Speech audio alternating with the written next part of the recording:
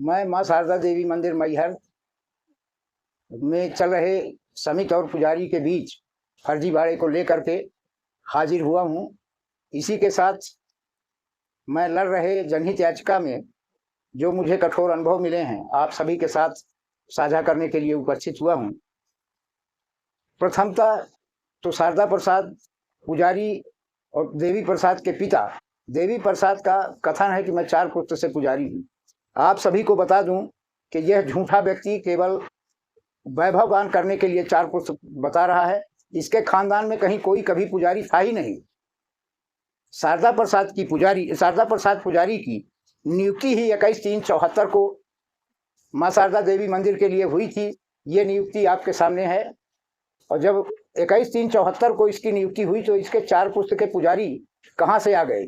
नियुक्ति में स्पष्ट है कि शारदा प्रसाद पुजारी को बंधान दर पर नियुक्त किया जाता है और यह नियुक्ति कलेक्टर साहब सतना द्वारा निर्धारित वेतन पर की गई थी, जिसको उस समय की भाषा में बंधान कहा जाता था।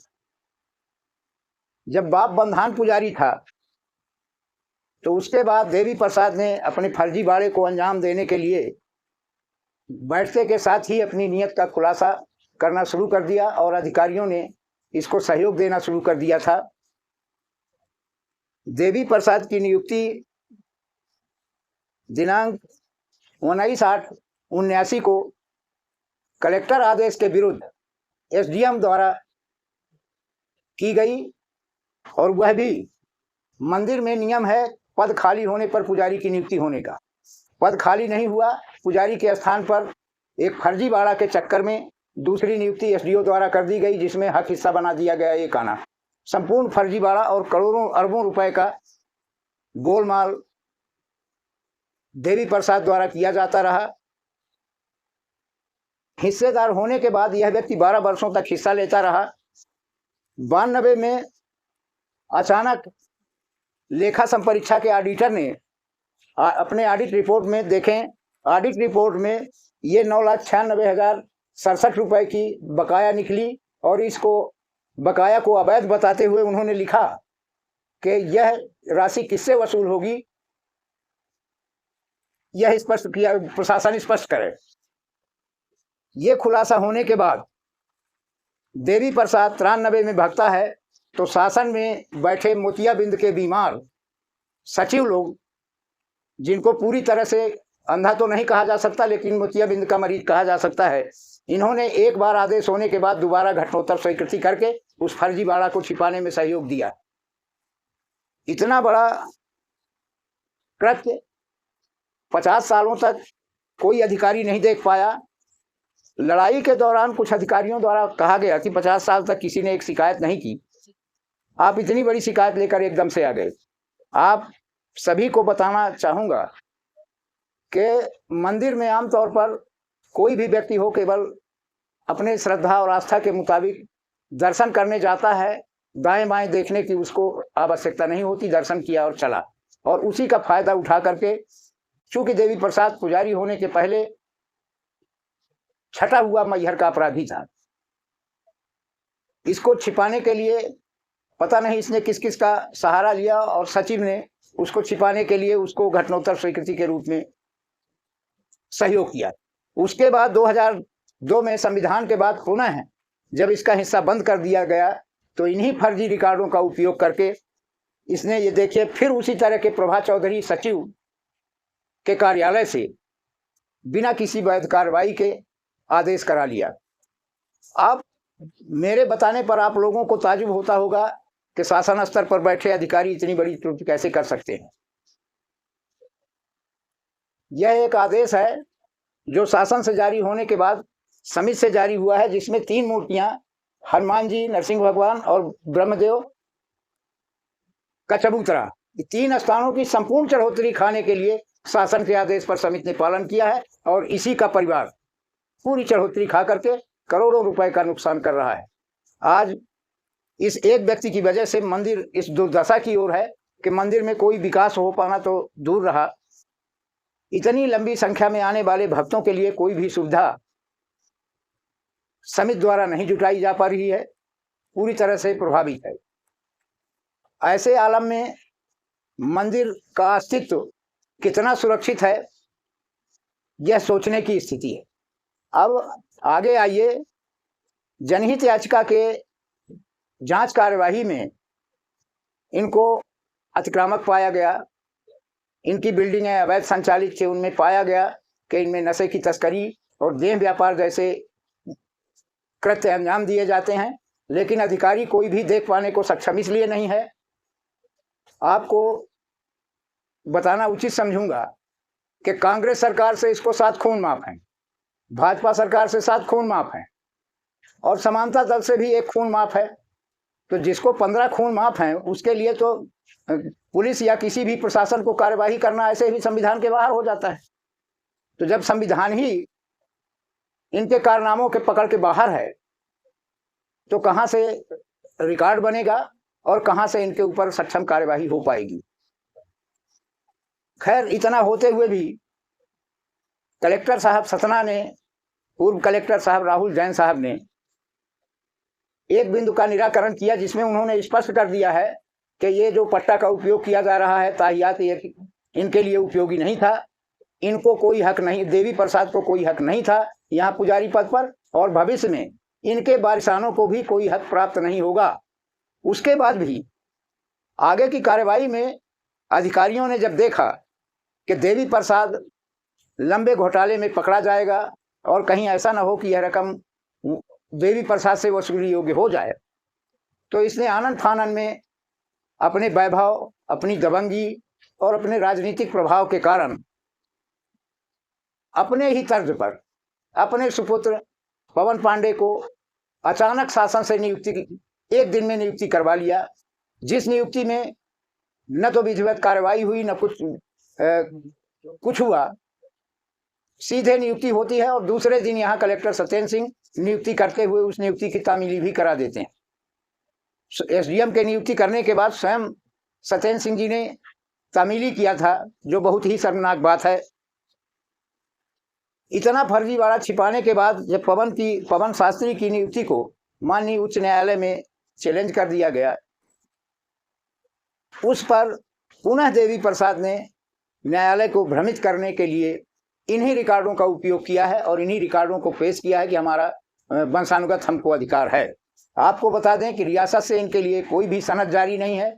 इस बात की तस्दीक स्वयं रियासत की महारानी ने कमिश्नर कार्यालय में के समक्ष मीटिंग में तस्दीक किया था कि हमारे यहाँ से ऐसी कोई सनद जारी नहीं है। उसके बाद भी अधिकारी जबरदस्ती उस सनद का गाना गाकर और एक रियासत की सनद को बेड़कर इसको बचाने, नाजायज लाभ देने में लिप्त हैं। जहां तक इसके अवैध लाभ का सवाल है वहां तक तो ठीक है। देवी प्रसाद को लाभ देने के लिए अधिकारी इतने स्तर तक गिर गए हैं कि कोई भी कार्यवाही संभव नहीं हो पाती। आपको बता दें, न्यायालय आदेश के बाद इनके द्वारा तैयार की गई अतिक्रमण की 2 किता दुकानें जो अवैध व्यापार और गलत व्यवसाय के लिए प्रचारित थी, उनको गिराने का आदेश होते हुए भी पूर्व प्रशासक ने अपने कब्जे में लेकर के और उसको पूरी तरह से बचाने का प्रयास कर रहे हैं। नवागत प्रशासक धर्मेंद्र मिश्रा जी ने इनके कार्यकाल में आते के साथ मंदिर का एक बड़ा ही निंदनीय और घृणित कर्म इस देवी प्रसाद के द्वारा पूरे खानदान से और 50 वर्ष पूर्व से चलता चला आ रहा है कि अशुद्धि हालत में पूजा करना इसका धर्म बन गया था। यह अशुद्धि हालत इसको नहीं लगती। उसी क्रम में धर्मेंद्र मिश्रा ने जब न्यायालय आदेश पर कार्यवाही करने का प्रयास किया तो कलेक्टर साहब अनुराग वर्मा साहब के पास इसने सिफारिश किया। धर्मेंद्र मिश्रा के कहने के बाद मैं कलेक्टर साहब के पास भी गया। कलेक्टर साहब ने कहा, मैं तो ये देवता देवी कुछ जानता ही नहीं हूँ भैया, मैं तो मंदिर के सामने से निकला, सर झुका लिया, ये क्या है अशुद्धि फशुद्धि मुझको नहीं मालूम, और अशुद्धि में भी पूजा करने के लिए ऑर्डर कर दिया। इससे ज्यादा निंदनीय और गिरी हुई बात मंदिर के लिए और कोई हो नहीं सकती। आज मंदिर की इस परिस्थिति के बहुचर्चित और वायरल होने के बाद इस बात का बड़ा आश्चर्य होता है कि आज भाजपा की सरकार हिंदूवादी सरकार है। भाजपा के सारे नेता हमारी शिकायतों के माध्यम से, कार्रवाइयों के माध्यम से, वीडियो के माध्यम से, समाचारों के माध्यम से पूरी तरह से परिचित होते हुए भी क्षेत्रीय ब्राह्मण बहुल एरिया होने के बाद भी न तो कोई ब्राह्मण और न कोई हिंदू, न ही कोई नेता, कोई भी ऐसे कृत्यों पर हस्तक्षेप करने के लिए अग्रसर नहीं होते।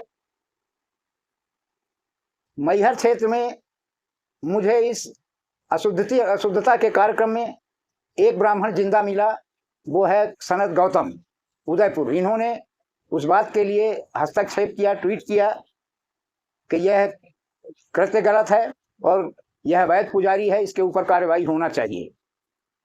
बाकी इतने बड़े क्षेत्र में केवल मुर्दों का क्षेत्र बन के रह गया है। अब आगे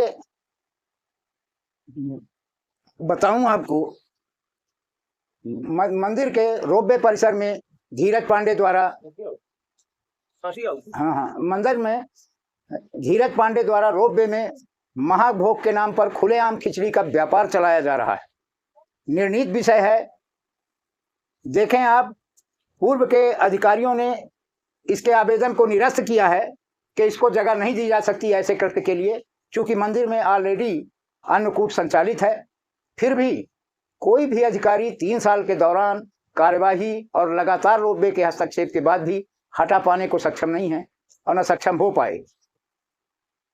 मौजूदा समय में अभी का ताजा हाल है कि श्री धर्मेंद्र मिश्रा ने अपनी अनुनय विनय के आधार पर मां शारदा मेला क्षेत्र के लिए अधिसूचित जमीन को के अंश भाग को अलॉट करने को तैयार हैं और 5.5 करोड़ का अनुदान भी दिलाने के लिए इन्होंने गवर्नमेंट को पत्र लिखा है।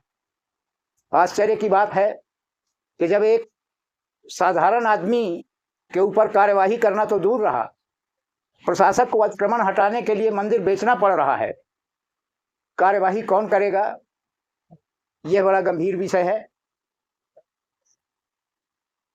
वहीं मंदिर में सारे जितने कुकृत्य हैं, मंदिर में जहां इन्होंने अखंड ज्योति जला रखा है, सनातन धर्म की मान्यता के मुताबिक अखंड ज्योति एक सजीव प्रतिमा के रूप में पूज्य होती है। अखंड ज्योति के सामने इन्होंने लैट्रिन बाथरूम बना रखा है, जहां गंदगी तो होती है, गंदगी के साथ साथ कुकर्म के लिए उपयोग किया जाता है। विवाद में है, कार्यवाही में उठाया गया, लेकिन नोट शीट बनने के बाद भी, स्वयं पवन शास्त्री द्वारा अतिक्रमण स्वीकार करने के बाद भी अतिक्रमण हटा पाना तो संभव रहा ही नहीं। उल्टे उसको वैध बनाने की कार्यवाही की जा रही है और इनका यह फर्जीवाड़ा छिपाने के लिए इन्होंने सूचना अधिकार अधिनियम जैसे संविधान को ही विलोपित कर दिया। इन्होंने लिखित आदेश जारी करके पूरे मैहर के लोगों को किसी तरह की जानकारी देना बंद कर दिया है। और जानकारी देना बंद करने का मेन उद्देश्य इनका यह है कि हम मंदिर को पूरी तरह से खाली कर दें और जो भी हम कुकृत्य करें या पुजारी के कुकृत्य पर पर्दा डालें, किसी को इस बात की भनक न पड़े। यह बहुत ही निंदनीय कृत्य है और ऐसा अधिकारी जो कोई भी कार्यवाही कर पाने को सक्षम नहीं है, जहां तक मेरा मानना है, ऐसा अधिकारी यहाँ रहने की पात्रता नहीं रखता। ऐसे राजनीतिक दबाव के चलते जो भी हो जाए सब थोड़ा है। धन्यवाद।